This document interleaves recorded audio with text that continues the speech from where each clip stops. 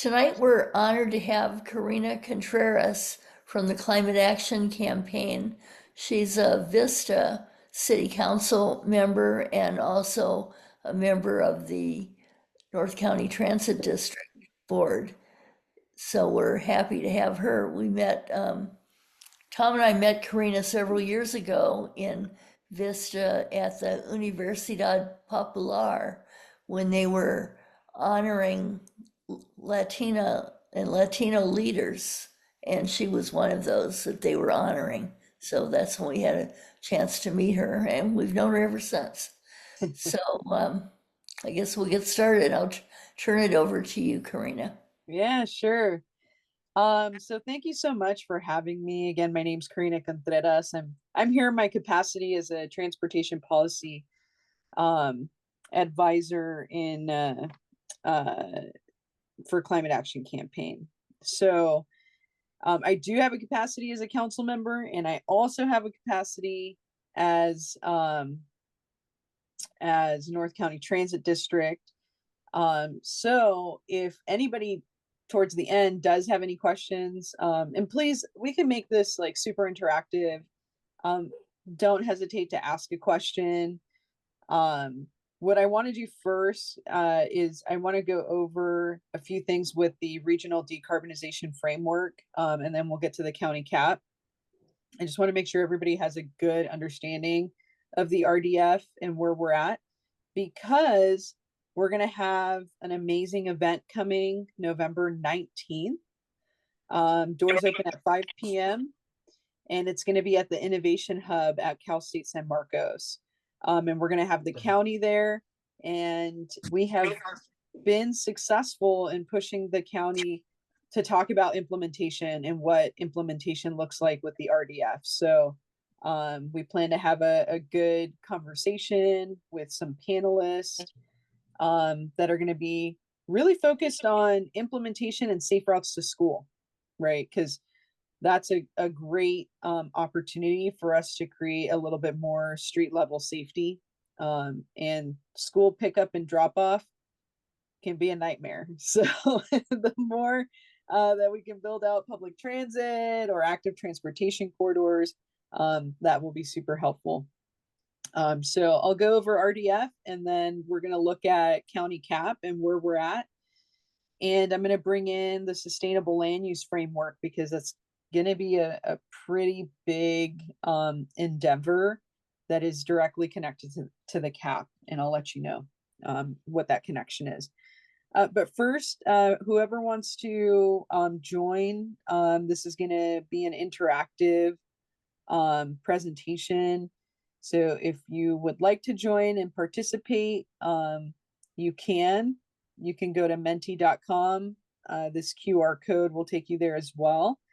And then you're going to use, if you go to menti.com, you can just put in that 7251-7816 number.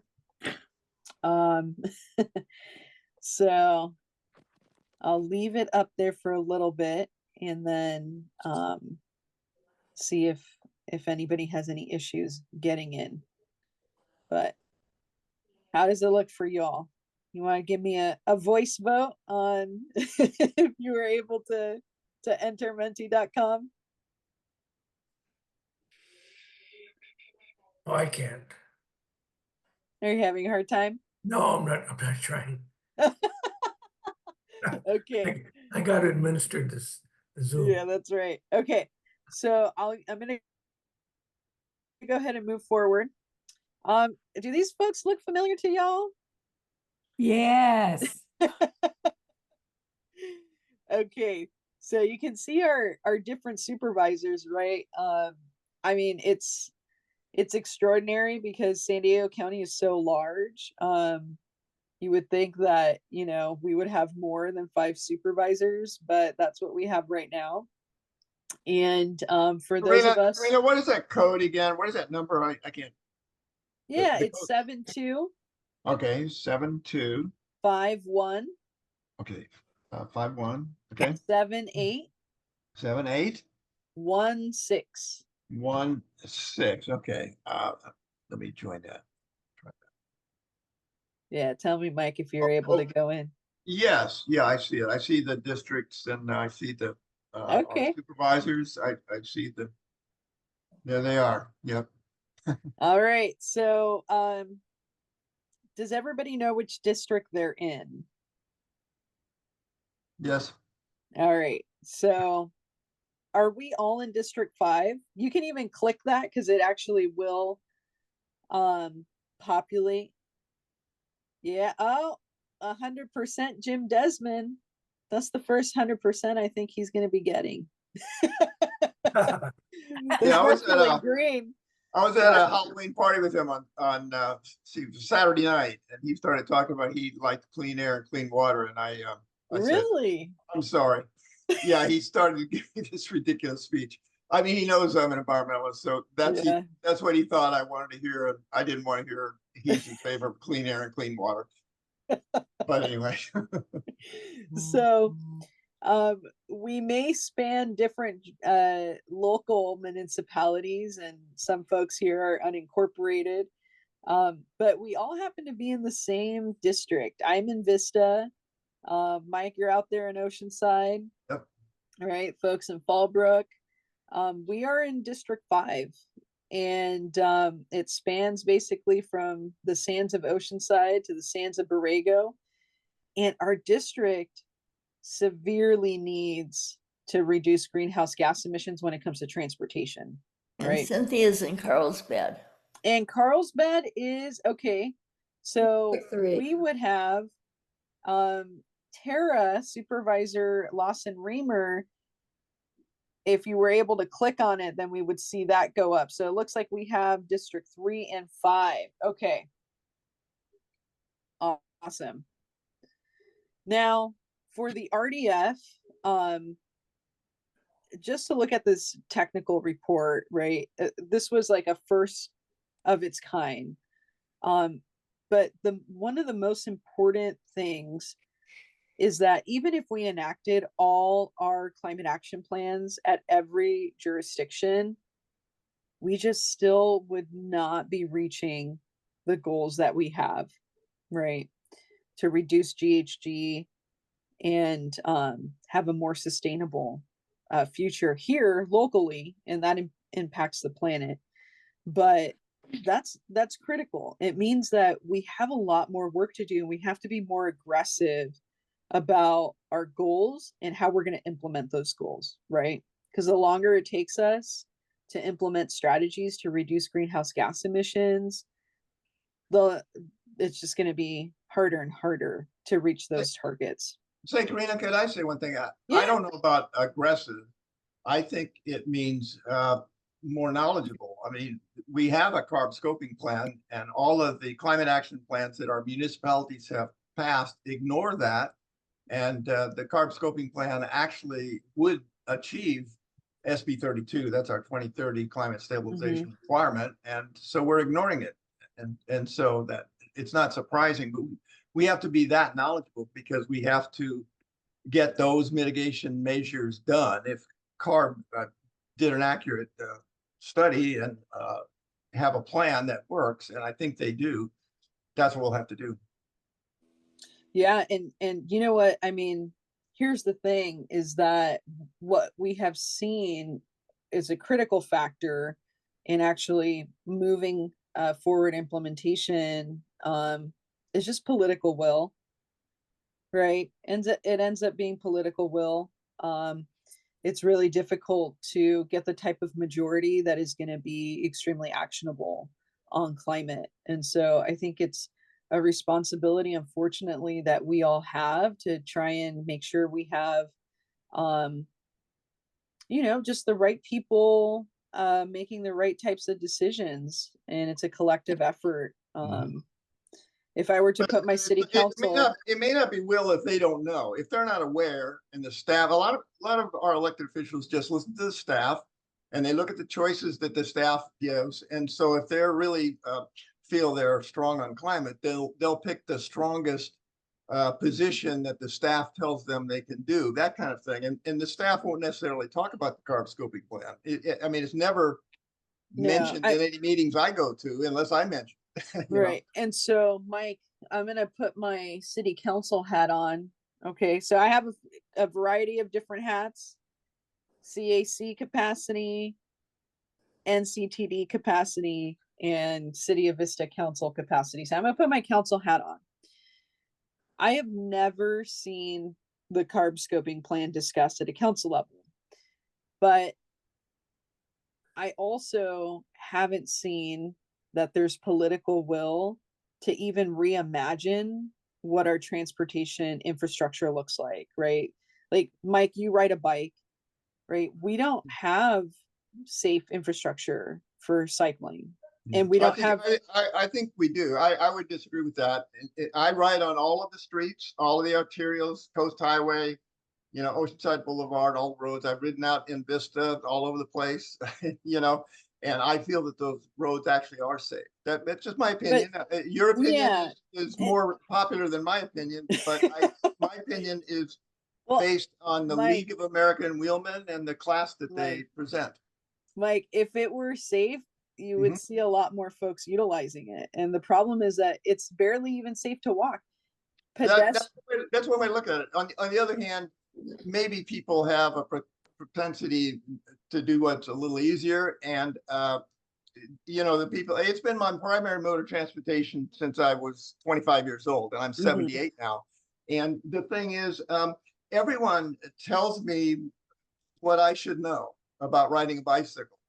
And yet, you know, I've read books, you know, Effective Cycling by John Forrester. That's what made it possible for me to use my bicycle as my transportation.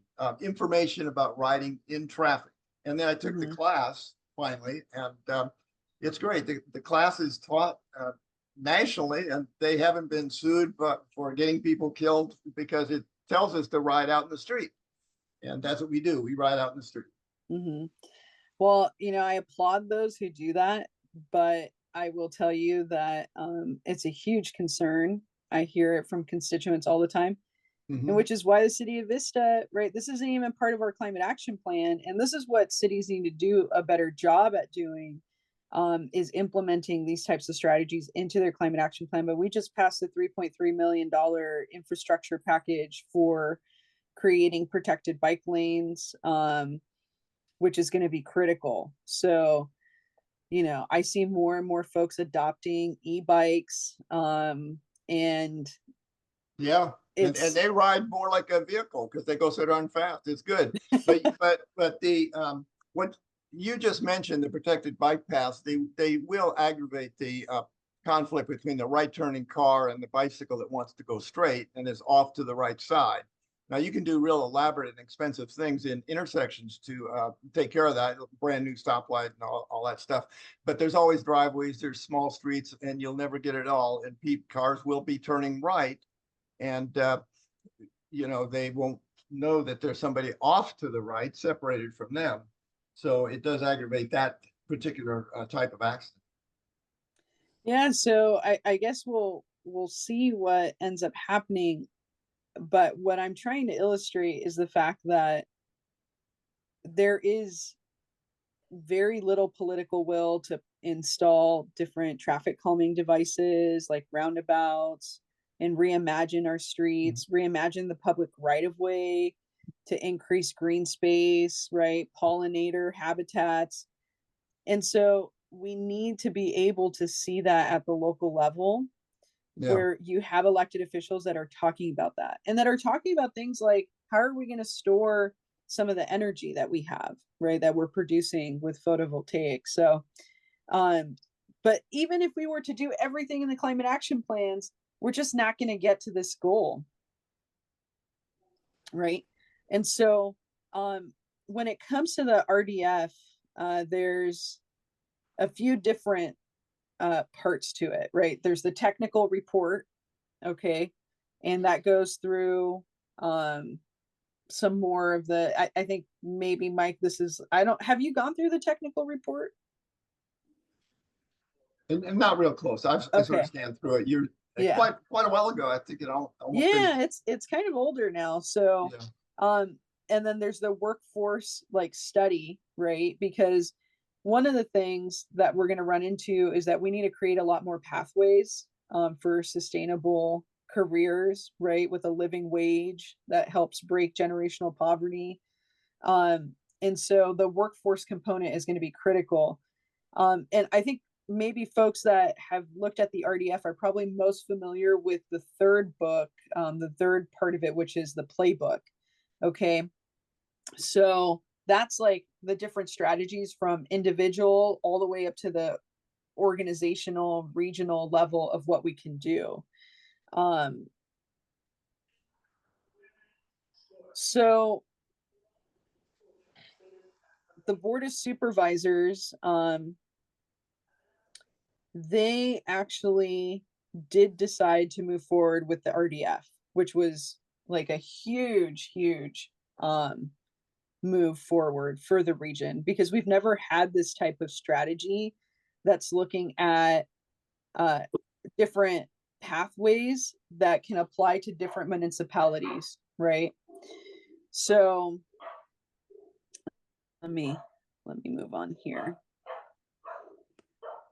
And So just to answer your question, we have had a speaker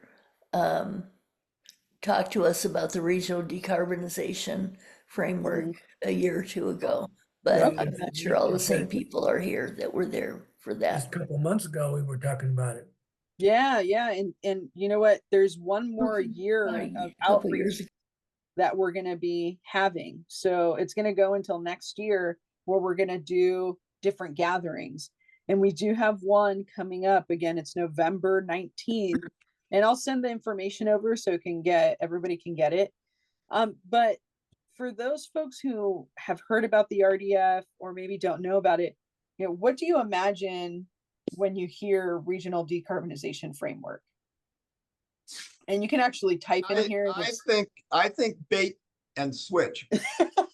Because decarbonization means there will be zero emissions. That's what we hope to do by 2045, net zero emissions. So I was hoping this decarbonization plan was a plan to get to zero. And then I find out it's no better, no worse. It's exactly the California carbon mandates that we have, one in 2030, one in 2045. So I think bait and switch. And so I see on here, someone put accountability plan action. Okay, there we go. Dedicated lane for buses. And I will tell you that the city of San Marcos actually passed a resolution 4-1 stating that they will not give up not a square inch of general purpose lane for bus only lanes. Okay. So this is the kind of stuff that we're facing in North County, is that there's a lot of resistance to the things that we're seeing here. There's resistance to accountability for their climate action plans. There's resistance to mass transit and dedicated bus only lanes or transit priority signaling, right? The changeable freeway lanes, so that's like managed lanes, right? That the 2025 regional plan that Sandag has is looking at. All right, so Can I make a comment? yeah, sure, please. So I'm the one that put those 3 items in Mhm. there. And that's based on that Tom and I just, after 10 years, we moved away 10 years ago from Western Washington. And there's all this amazing stuff that's happened in Western Washington in the Puget Sound area, which includes 2 or 3 counties, Pierce County, Snohomish County, and King County, and they have all this stuff now, and they didn't before. They even have light rail, and they've turned a formerly dying shopping mall into parking space so that people can hop on the light rail Oh, and that's phenomenal. transfer to their jobs in downtown Seattle. So we couldn't figure out why this parking lot was so crowded, and it didn't seem like there were that many people in the stores on a weekday. And then there was the light rail. So we figured that out. That's where they were parking. And it's a great idea because that's also brought that shopping center back to Mm, life. mhm. Because you've got all these people going there now and they can go shopping there when they get off work. Yeah. So you got You that know, like or economic, go out to dinner, go to the restaurants, whatever. right. So, so what's the difference? They had the political will Yeah.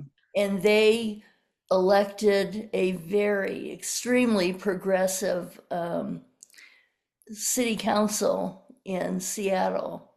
And all the state reps are Democrats now in that area, in that tri-county area. And they just decided that's what they were going to do. They have a very pro solar and pro climate change governor who ran for president. You might have heard of him. And they just decided they were going to do it, and they just rolled up their sleeves and they're working on it. And they're Mhm. doing all this stuff. Yeah. So it's It doable. hasn't hurt their economy in the least. The economy No, is booming. right. If anything, it does the opposite because why? Like, this is what we found out in the pandemic. If you don't have people moving, you don't have an economy. Right. And so the more that we can reduce the friction of people moving about, you can have a better economy when people are connecting to the resources that they need. And we can design our built environment to really capture that foot traffic. Right. So the foot traffic is what makes the world go round. Right. And actually putting my NCTV hat on, our new CEO, Sean Donaghy, is he was part of in Vancouver, Washington, part of the light rail. And he comes with great knowledge with bus rapid transit. So they have currently the record in creating a BRT, and I think it was like 2 years and 2 days or something like that. I mean, fantastic work that was done over there. And he recently publicly said in the last NCTD meeting that we had as a full board, he said, the Sprinter, it needs to get extended to the 15 corridor, all the way to the 15. We need more frequency on it. It could be one of the highest performing rail lines in the entire region, if not the United States. There's a lot of potential one to thing, grow it. Corinna, if I could make a comment about North County Transit District and the Sprinter, which has a tremendous potential. I ride it every day, Monday through Friday, Yeah. and I see how it's done.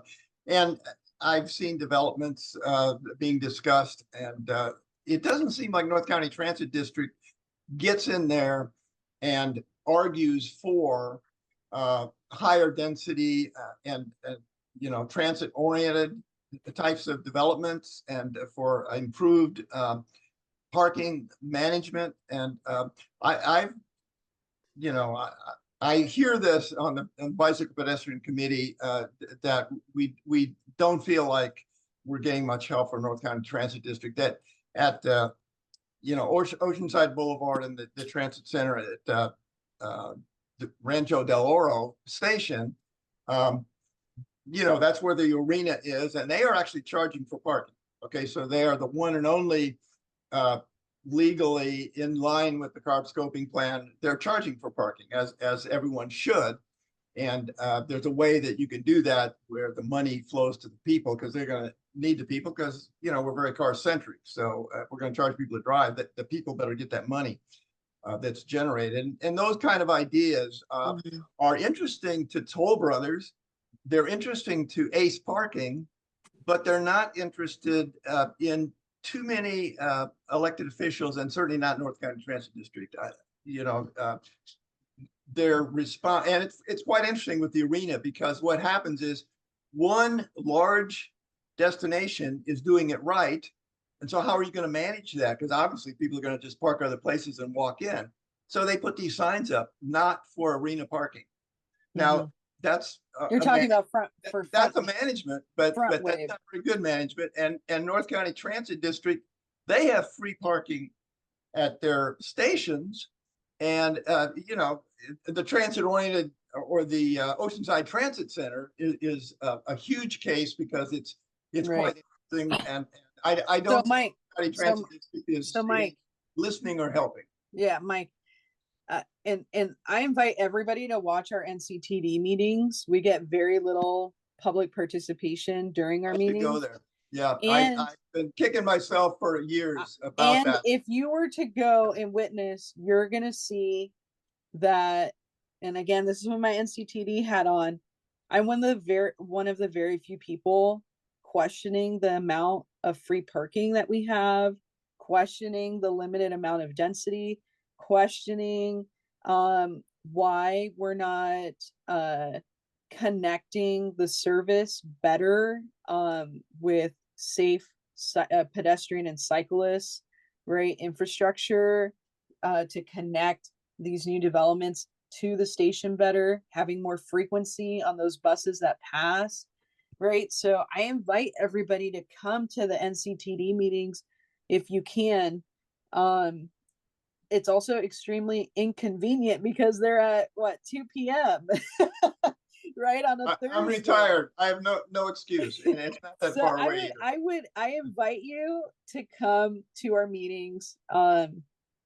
And yeah, I mean, I really would love to see the board challenged a little bit more than what they are. Because writing emails is great, but if we have anybody who can come and like speak in person, that's the best. And we know that that works with city councils, and it could potentially work with other boards as well. So I do invite everybody to that, because we do need to do more. You get And 3 minutes. You get 3 minutes to speak or less. It's I less can't even, less. you know what? It's there. We have such few speakers. I cannot even remember how long people get. I know in the city of Vista, we do 3 minutes. And I can't remember if it's 2 or 3 minutes at NCTD. I want to say it's 3 minutes. I want to ask Margaret to talk her comment. She had a comment in the chat. Oh, and okay, I just yeah. want to ask her to. Oh, you mean, okay, so I think that a lot of times the location of various facilities Mm-hmm. can enable set up like Joy was describing. Mm-hmm. And if you're like, there's a situation right now in Del Mar where they're going to have to relocate the tracks. the tracks, and they nobody really wants them in their backyard. Mm-hmm. And it's going to cost a huge amount of money to move those tracks away from the bluffs. Right. So it's not a really simple thing that, can they move the tracks to someplace in central location in Del Mar, where they can have a station, for example. Mm-hmm. It's probably not going to happen. At I guess the most popular alternative is to, run the tracks up by the 15. The 5. The 5, is it? Yeah. Yeah. Okay. So yeah. So I mean, like here in Fallbrook, it would be very nice if we could have our electric lines buried underneath. Right. But, yes. Because nobody wants to give the right of way to bury those lines. Mm-hmm. And there's no way that they can widen the roads. I mean, this is a huge problem in Fallbrook because, right. I mean, how are you going to get a dedicated bus lane Mm-hmm. on, South Mission? Right. Yeah. So that's what my comment was really about. Yeah. And you know what? keeping my NCTD hat, actually Vista and Fallbrook right now, have you all heard of NCTD Plus? There's a micro transit program. It's a pilot program. It started in San Marcos. And they're trying to continue to get funding for it. It's supposed to come to Vista in 2025, April of 2025. And then subsequently, it's going to come to Fallbrook as well. So it will have like it's going to be a geographic like fence, right? So a certain location, and you can call for it, and it's basically we're competing with Uber and Lyft, but you have a professional driver, and we reduce the fares for it. And it's doing really well in San Marcos. We're able to connect a lot of folks to different places. So including our mobile parks that are senior mobile parks. They're finally getting, it's one of our huge hotspots. They're finally getting the public transit that they deserve. So this is, another solution where you can have more nimble of a vehicle and you don't have to have such a large bus, right? So that will be coming to Fallbrook. You're going to have to wait a little bit of time, and I can't remember exactly when, if it's at the end of 2025 or the beginning of 2026. But potentially if we get funding, right, and this is where Measure G could play a huge role, because Will that's there be, transit operations. will they be bilingual? Or do The you, drivers, well, I don't know. Do you have to use an app for it? there is an app for it, yes. And Is required to use an app? you can call as well. There's a hotline. Or is it bilingual? NCTD does have bilingual. Yeah. And Our that would customer have to be service is bilingual, bilingual. because, well, yeah, what we have in Fallbrook, you may or may not, probably do know, a lot of people don't speak English Mhm. who also don't have cars and are dependent on Right. the buses and need to get to the food bank. Right.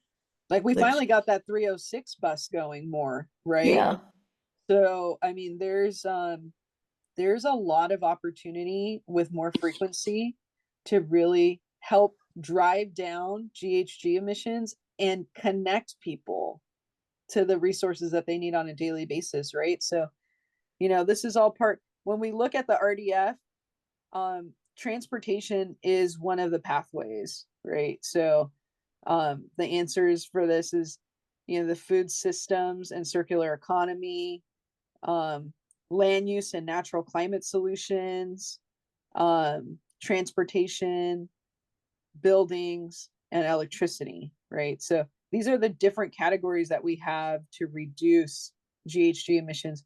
Now, safe routes to school is something that could be coupled in different buckets, right? You can have that as part of a transportation plan. And you can also, if you create some better infrastructure for folks to ride their bike or walk to school, you can also couple that with the land use and natural climate solutions to create like a shaded ATP corridor, right? Active transportation corridor.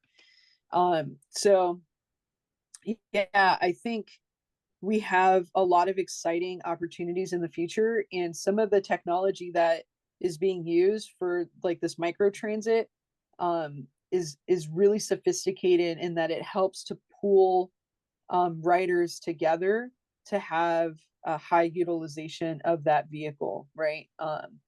So the pilot program is looking really, really good in San Marcos, and I'm excited for it to go up to where you're at in Fallbrook, and for it to come to Vista, and eventually it's going to also go to Oceanside. But in order to keep these things permanent, we're going to need to have a lot more funding, right? And perhaps that's something that different jurisdictions can help pay into, right? So I'm going to move us along here to what is the status of the county cap? Okay. The status is we finally have passed a cap at the county level that at least is legal. And I don't know, Mike, I don't know what you think about this. Not But- legal. I mean, it hasn't been challenged in court, hasn't been found illegal, so you Yeah. always assume, every climate action plan I know ignores the carb scoping plan, and it doesn't talk about the primary negative impact. And as I always say, just because an impact is horrible, doesn't mean that you can therefore ignore it. And we are destabilizing the planet. We're on a path to an unlivable planet, and we're close to the point of no return. That's Right. I agree. Those truths are not even shown there. So you can read the draft environmental impact report, and I guess now it's going to be a final environmental impact Right. report, and it misleads the reader into not understanding that because the climate action plan does not conform to California's plan to stabilize the climate, then it is that causes it to go over the significance threshold by itself. There is a applicable plan, and so rulings have stated that if you fail to comply with the applicable plan, then that crosses you over into the significance threshold, and actually mass starvation and extinction of our species and most other large land, not microbiology, is an incredibly large impact that should not be ignored. So of course it's illegal. I hope it will be Yeah. challenged in court, but you can say it's legal. You can Right. say, well, they passed it, so now it's legal, and it's legal. But we have the same leadership at the top of the county. We had the executive director that was there for both climate action plans, which were actually found in court finally, not easy, Right. but they were found to be outside the law and had Right. to be taken away. But that's only after a lot of work. I don't know if the suit's going to be filed or not, but because no suit is filed doesn't actually mean it's legal. If you understand why the other two were legal, this is much more illegal because 2030 is so much sooner. And it's very Funny. It's very close to, we have runaway climate, we have tipping points. We're not sophisticated enough to know the impacts. I feel like a lot of the impacts the modeling has been very conservative, right? And it still was blowing people's minds, right? I'm not a climate scientist. I just have to believe what they say. And I think the IPCC of the UN knows what they're doing. All they're doing is working towards 2030. That's the rational thing to do. And they're trying to do what the climate scientists say we can do, and it's not too late. The climate scientists tell us we can stabilize the climate, but we got to reduce emissions a lot by 2030. And right. And that's where telling us what we have to do. That's but where we're ignoring carbs. The political will, and the accountability with teeth, which we don't see, right? But at this point, I mean, there is reason to celebrate that we have a county cap that is much better than what it was before. In what way? How is it better than it was before? I'm confused about that. Well, how is it worse than it was before? It's the same. I mean, they completely ignored the primary mitigation measure, which was proposed in great detail in the first time, the second time, the third time. They've ignored it each time because they love the idea that they can have free parking right downtown, where it's absurd to have free parking. That parking should be operated for the financial gain of the employees.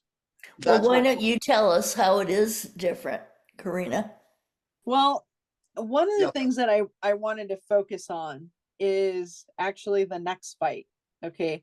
Because getting to this county cap, it was a fight. There was a lot of lawsuits, right, that had to be filed in order to push the county into the right direction because of the weak leadership that we've had on climate action. But I want to make you all aware of the next fight, and that is the sustainable land use framework. Okay, is anybody familiar with the sustainable land use framework? You mean the MSCP? No, so this is actually different. This is straight from the county. The sustainable land use framework is going to be a critical place for advocacy, because with the county cap, what we were able to pass was a VMT efficient and fire safe smart growth alternative. That smart growth alternative, though, is going to work its way through the sustainable land use framework.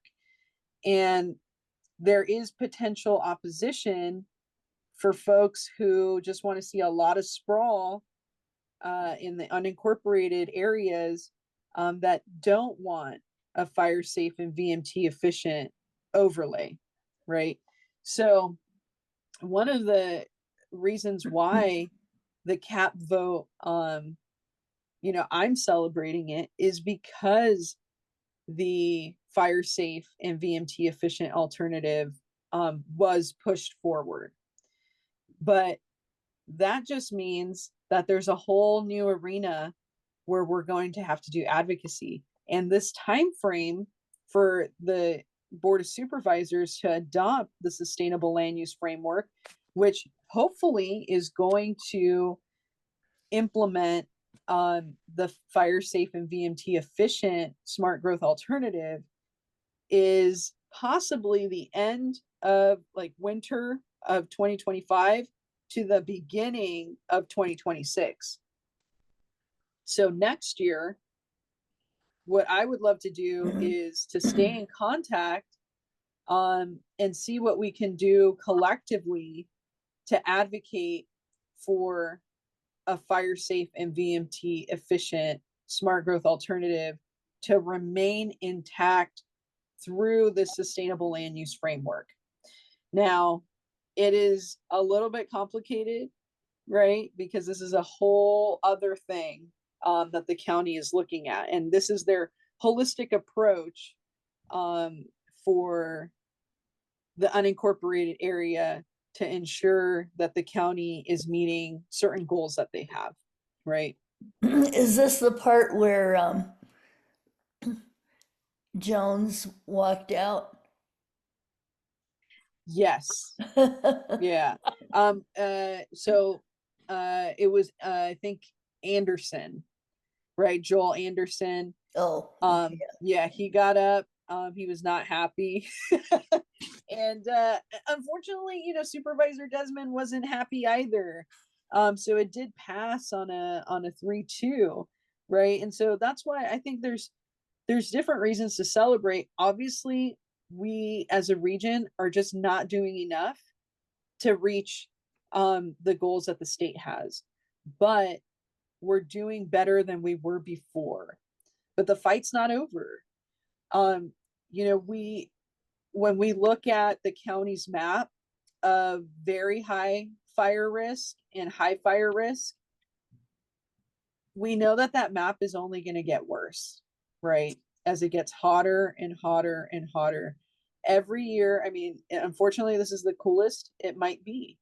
And we need to be able to build more resilient communities, which means we just cannot sprawl into these very high fire zones. So I will tell you that looking at the area of Fallbrook, I think the sustainable land use framework, this is going to be critical for folks in Fallbrook to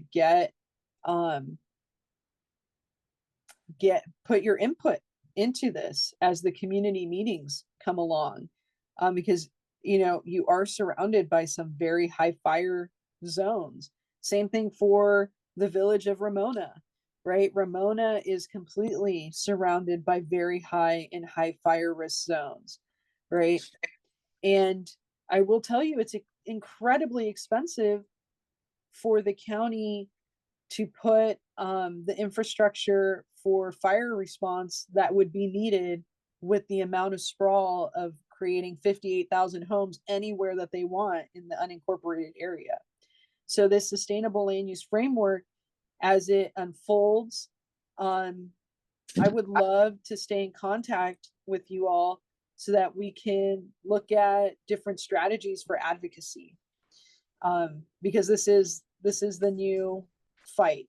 Outside of the cap, whatever happens legally with that, then yeah, I mean, without a sustainable land use framework that moves that smart growth alternative forward, the cap is just not, it's not going to be a good cap. So So- it sounds like what this is doing is maybe putting a little more enforcement into the general plan. Because I think the general plan already has this as its guideline. Not in so many words, they're not talking Right. about fire safe, but it's the same idea that Right. we keep development to the transit areas, to the Right. population centers. Right. And, there's also a difference between the VMT efficient versus transit opportunity areas, right? Because VMT efficient areas are, they're already there. They're here right now. There's not a lot of square footage of VMT efficient areas in the county, but the transit opportunity areas, those are just suggested opportunity areas for potentially future transit that is there, right? And so CAC is looking at the sustainable land use framework and taking a look at next year. And we're going to be very active ensuring that the fire safe and VMT efficient alternative makes it through as one of the part of the final framework that the Board of Supervisors adopts. So I feel like, looking at the beginning of where we started, looking at the RDF, kind of touching upon the cap and seeing what is on the horizon with the sustainable land use framework gives us a good idea of where we've been and where we need to go. And there is the opportunity, if for some reason, we're able to get some kind of implementation funding for the regional decarbonization framework, that touches different climate goals that we have, right, as a region. So all these things are connected. And then there's this whole other piece, the VMT mitigation option that the Board of Supervisors, they were initially looking at winter of this year to review those. So that could potentially put like a regional VMT mitigation bank into play as part of what developers need to do in order to put a project through. But I will say that there is this thing called the exemption 15183, which is a CEQA exemption. And the recent Hilltop case, the Board of Supervisors, the staff really is saying, the VMT mitigation may not have the type of teeth that they thought it was going to have. So we see some opportunities for folks who don't want to reduce GHGs, connect folks with mass transit, and that just want to do a bunch of sprawl. There's definitely opportunities in the future for them to interfere. So yeah, that's kind of what we're looking at from a high level right now of what next year might look like. And so I'm curious if anybody has any questions. Yeah, my question is, we're discussing zoning. And we understand we got this thing hanging over our head. We have to reduce emissions a lot by 2030. If we look at 2030, there will be new developments that were built under this new zoning, maybe, not a lot. What really comes down to is we can't ignore existing developments. Existing developments have to be operated fundamentally differently, so there's less vehicle miles traveled. And the CARB scoping plan says how to do that, but suddenly we're talking about zoning. Zoning is important, and it's better to have zoning which will produce less sprawl. I agree with all those things, but that's not going to get us where we need to go by itself, because most developments are existing right now. They'll still be here in 2030. And if they're operated the way they are now, which is very inequitable. I mean, no one seems to care about people that maybe own less cars and rent an apartment, and they pay as much rent as the person who has a lot of cars. There are people that don't own cars. And they can't even afford a car, but they pay the exact same rent as the people that own a lot of cars. And no one seems to care. And it would make a big change. And also pricing parking immediately reduces 10 or 15%. We're always going to be car centric, but we need that 10-15% carb scoping plan that we keep ignoring. Mhm. Even in this discussion, we seem to be ignoring it. We jumped to zoning from the climate action plan, but the climate action plan was inherently extremely deficient, because it did exactly what Kamala Harris said we couldn't do in 2011. I still use her work. Climate stabilization is the objective of CEQA, so it cannot be ignored. The plan to achieve climate stabilization, that's her words, climate stabilization. I got that from Kamala Harris. She actually talks about climate in the proper way. I've gotten a few people to do that on their websites, people that I've sat down with for an hour, I explained things to them, and their website suddenly talks about climate stabilization. Mhm. Very small handful of people that talked like Kamala Harris did way back in 2011. Right. And so, people have just ignored that. Went to the state Supreme Court, and they said, oh, guess what? Sandag wasn't ignoring it, because at that point, the climate stabilization requirement was for 2050. This is a long time ago. This is from a 2005 reference. We're not there anymore. And the ruling said, we might not do this again, and they disagreed with the appellate court. They disagreed with the Superior Court ruling. So those rulings were right. I would say the Supreme Court ruling was kind of wrong, but they did have a point. Gee, they'll have chances to fix this problem. We have no chances to fix the problem now. We're living in a very different time than back when that Supreme Court ruling came along.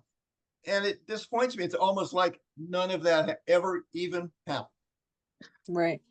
Yeah, I mean, there's different ways too, Mike, that we need to be able to communicate with folks. Because we could, potentially do what you're saying. But if there's no political will to actually implement it, then we're kind of stuck in the same Kevin place. Faulkner got. So let's get some other people into the conversation. We Yeah, have, there is some political will, because it was approved Mike, with 1% vote in San Diego. okay, I want to get some other people in the conversation. Yeah, sure. Because there's a conversation going on in the chat. So Margaret and Walker had some comments. Why don't you? Okay, could I make talk about Yeah, it? please. Yeah. Please. The way that our housing in this country is set up is so different than in other places, because and this, I think it started after World War II, when the suburbs were created. Mm-hmm. And as a result, you have a lot more, as you said, sprawl. Right. And so how is that going to be remediated so that people can maybe not use cars?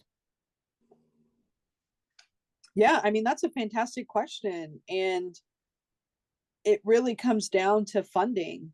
We don't fund public transit like we should. Well, And we don't create alternative modes of transportation. We don't invest in that type of infrastructure. So it makes it very difficult to retrofit sprawl, right? Well, Corrine, I live about 2 miles from downtown Fallbrook, Uh-huh. right? And I can't walk down there to do my shopping. Right. But I don't see how, I could use public transportation because there's no public transportation up here. Right. I mean, even Exactly. if you talk about Uber or Lyft, Yeah, and that gets expensive. we don't really have Uber or Lyft Mhm. here in Fallbrook for that kind of thing. Right. So, the only solution that I can see to this problem is to just stop people from living away from too far away from public transportation, and of course that's not going to happen. And people love their yards, they love the Right. peace and quiet. So what's the solution to this? I mean, it would just like be too expensive to provide us such an extensive network of public transportation with the frequency that could encourage people to use it. So it would cost a great deal of money. However, I don't think it would be expensive in the sense that it's expensive to produce one, like every foot of freeway costs way more than it than providing public transit with frequency. The problem is that it's not funded in a formula currently that allows there to be more money for what's called transit operations, which equals frequency. So transit operation, that category, there's very little funding for it in our region, here in San Diego. And because we are really sprawled out, the network it has never been invested in, right? We actually saw a reduction of bus lines, right? So what we're going to have to do is have a bigger toolbox with different tools of public transit, right? So that NCTD plus micro transit, right? A van that will come to you to take you, within a certain mile radius, right? And right now we're seeing that folks are using it like within a 3-mile radius of where they live, right? There's also the opportunities if a street is 35 miles per hour or less for neighborhood electric vehicles or electric golf carts, right? Low speed vehicles. Something that Mike talks about a lot, which is the paid parking. If we did have paid parking, that could potentially fund some of those neighborhood electric vehicles that can help you with those small trips, right?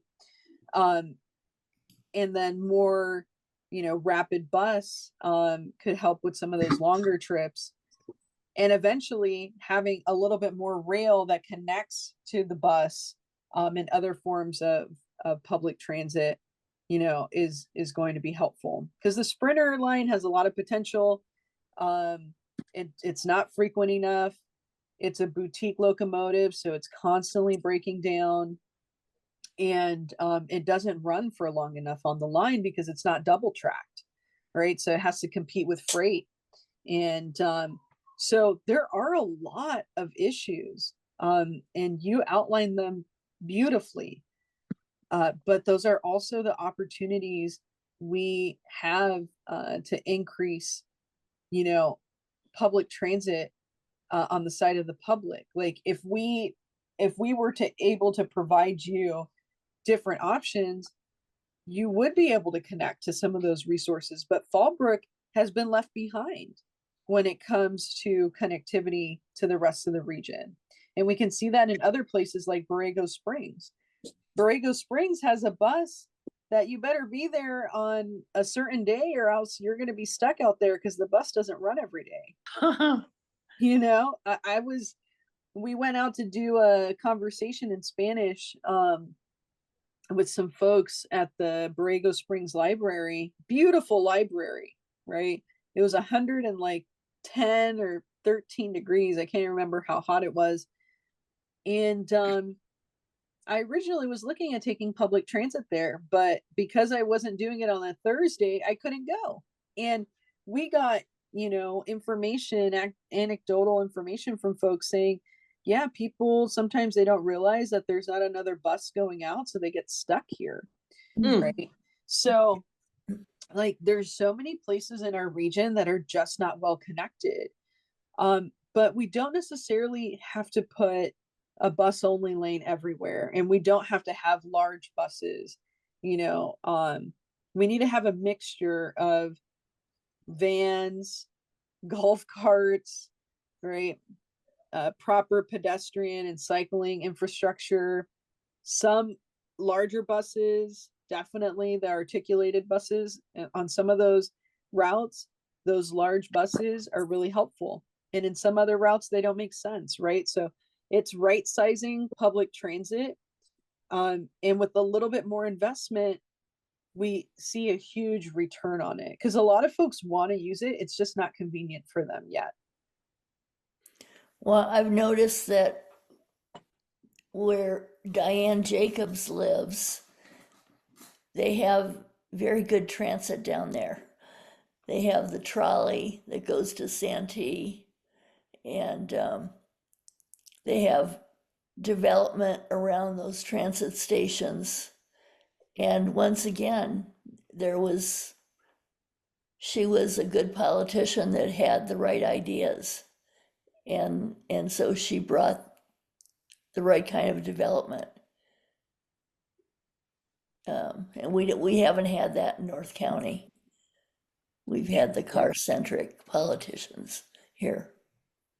Right. Everybody just wants to they want to spend all the money on expanding the 78 freeway. Yeah. Right. And the more lanes they put in, that and the 15, the more they're going to fill up with cars. Yeah, it's induced demand, right? And so I am so passionate about collective action and really holding elected officials accountable. And we need to do that at every level of government, because we just are not there. I'll tell you, putting my council hat on, how hard it was to even just get a roundabout so that I could have a 24-foot crosswalk instead of folks having to cross 80 feet. It was incredibly difficult to move that forward. But yet it costs about the same to put a traffic circle or a roundabout as it costs to put a controlled intersection. And you reduce the points of conflict from 32 conflict points, which has a high probability of an accident happening, to 8 conflict points, right? So, I feel like elected officials they don't get the questions from their constituents that are helping push them into thinking about these things. So Mike has a point where he's saying that there's not enough education. And I think that we collectively can potentially give some of that education to these candidates and elected officials, saying, hey, we need to transform the public right of way, because all of that street right there, that's public right of way, right? And it's just not being utilized properly. It's so much more efficient to have public transit, and it's 17 times safer to be in public transit than it is to drive your own car, right? So people need to know these things. they do, yeah. And there's a lack of education and communication. For example, there's no forum that any of these elected officials do that have to do with climate. Zero. Well, maybe I was thinking that it's not, you can't just blame the public officials. I think that a lot of people are resistant to change. Right. They And are. unless they learn about the benefits or the advantages of change, then they're still going to be resistant to change. Right. And that's work that we can do collectively, right? We need to be having these discussions with a broader public, so that we can talk about what it means to be car dependent and how expensive it is, Yeah. right? And I there's so much wanted to, opportunity for that. yeah, a couple other people that had comments written that I want to bring them into the conversation. Yes, please. Walker, do you want to talk your comment, and also Deanna? No, I don't, apparently. Oh, no, I asked Walker and Deanna. Do you want to? Sure. Okay. What about also having many shopping areas that are closer? For example, I live off of Gerd. If there was a little a grocery store at El Parque, I could walk down there, ride a Mhm. bike, or drive my golf cart down there and pick up Right. some groceries or get some food, cooked Mhm. food. Yeah.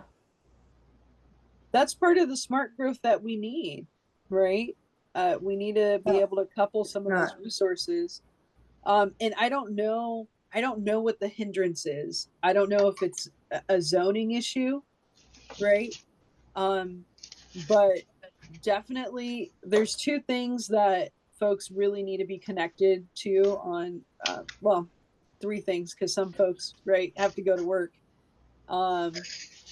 But you need to have access to healthcare. You need to have access to food. You need to have access to your workplace, right? And then there's school as well.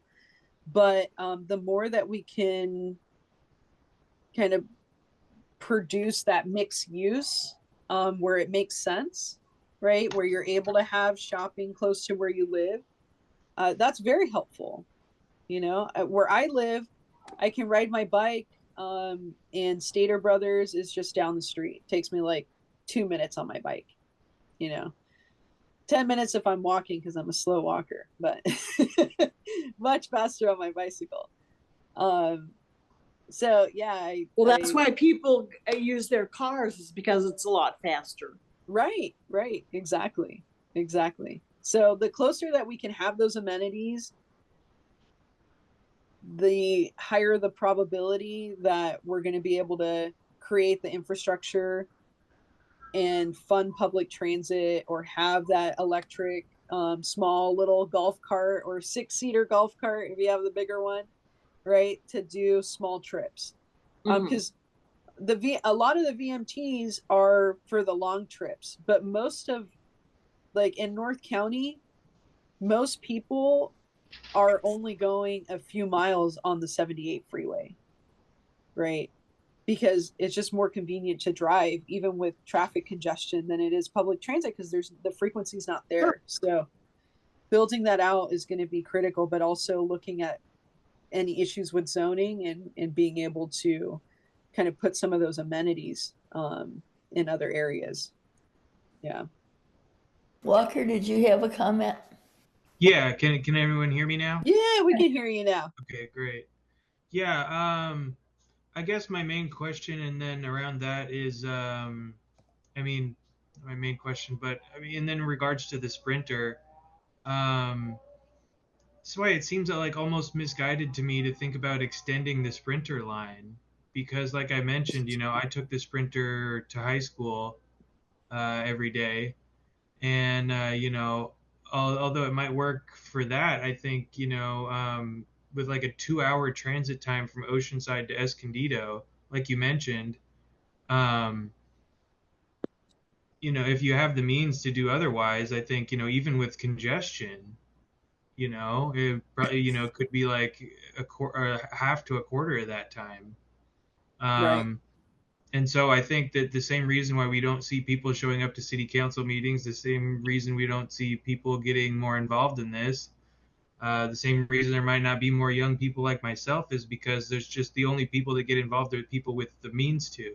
I think the public transit, if you have a car, it's just way, way more convenient for you in your time. The only people who are using it are the people who just don't have any means to do anything else.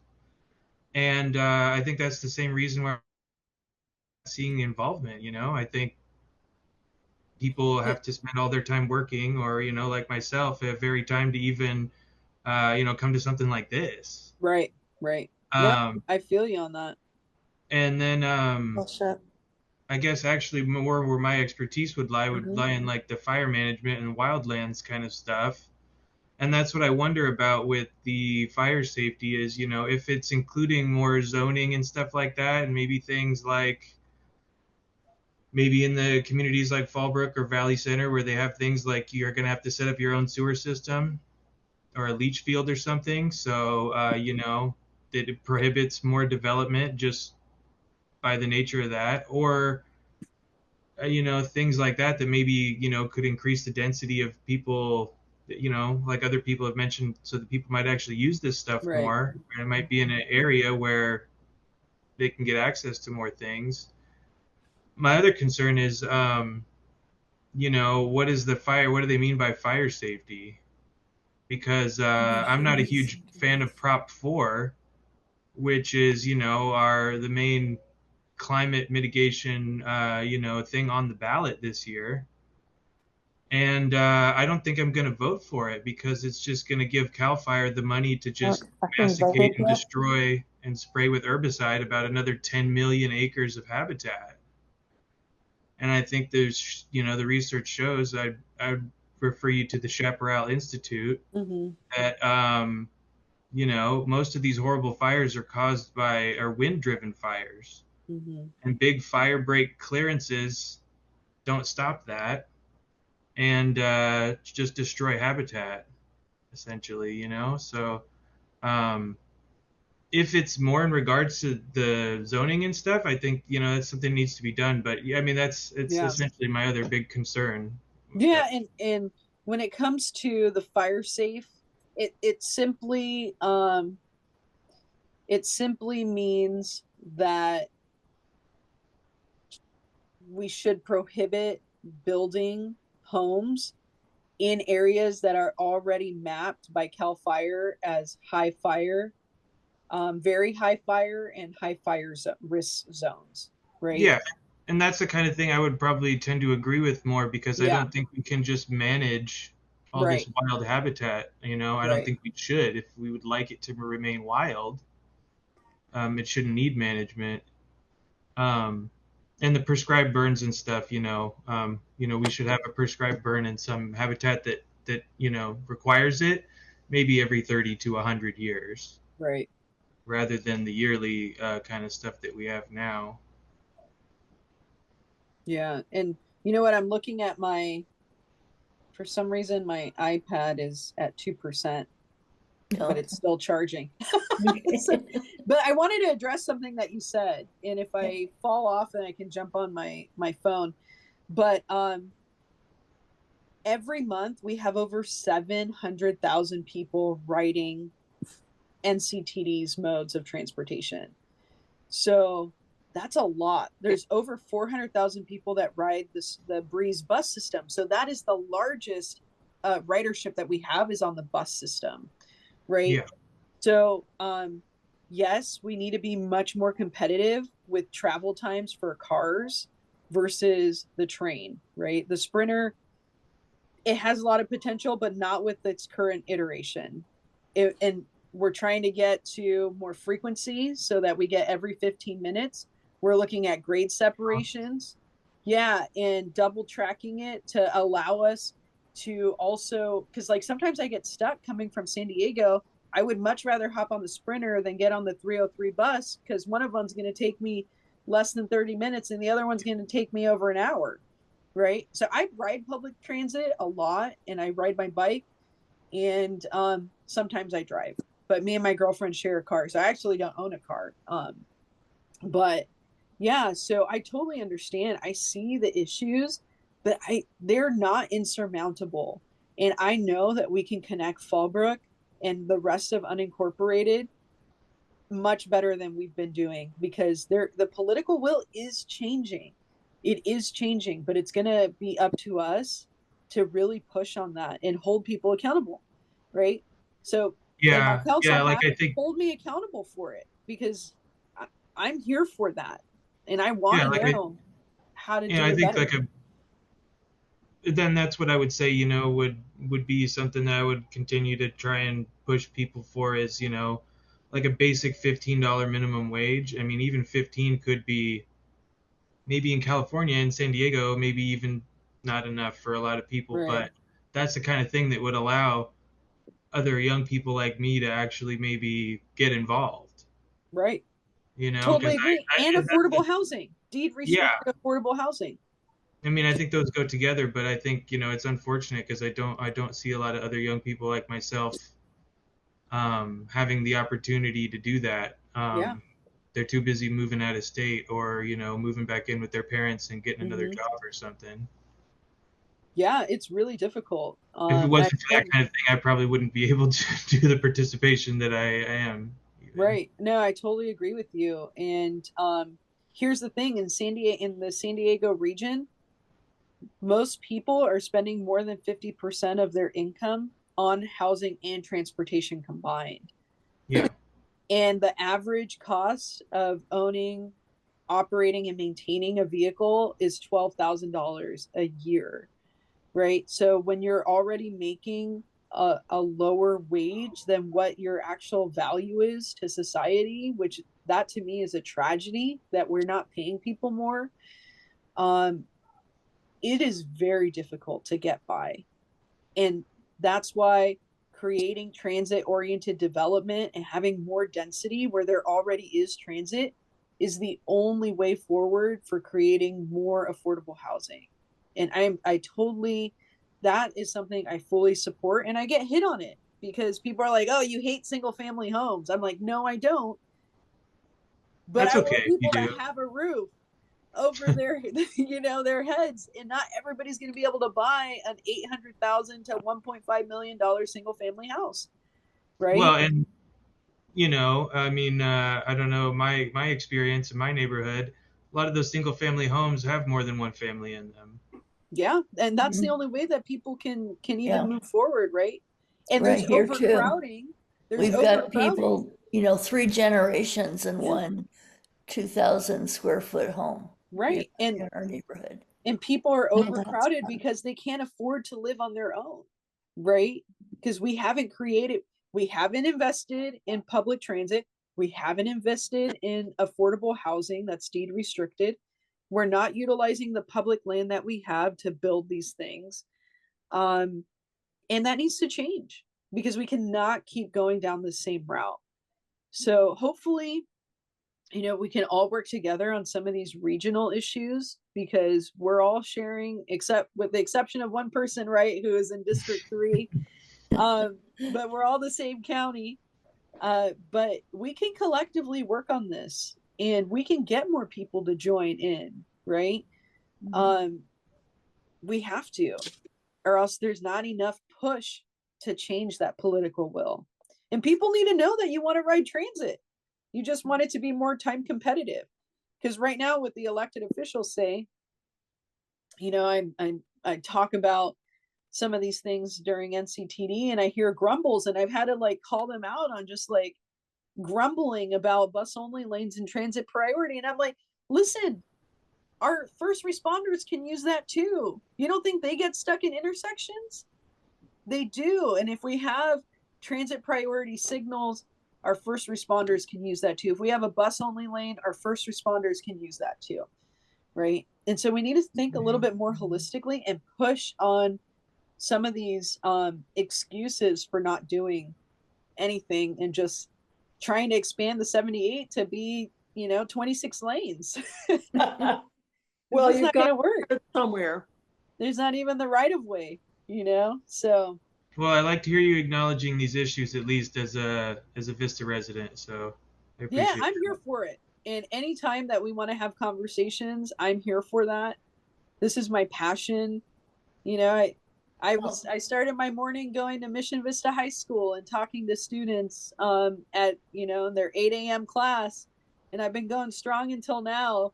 And it's all been about getting people involved with their local government, letting folks know what some of the issues are, and telling people that it's okay to hold elected officials accountable, and how do you do that, right? Because that's something that we never learn. I never learned how to hold an elected official accountable. You don't have to do it every 4 years when it comes time to vote. We need to do it the whole time through. So, Well, thank you so much for Yeah. joining us tonight. You're a very inspiring young leader. And anybody that wants to get your contact information, you can just contact me or reply to one of our emails, and we can forward your contact information. yeah, and I Corrina. will tell you, it's not a secret because my info is all over the place. So Okay. if you just type my name in, I had no trouble finding it. you'll find my information. But please don't hesitate to text me. I'm on social media at Represent Vista.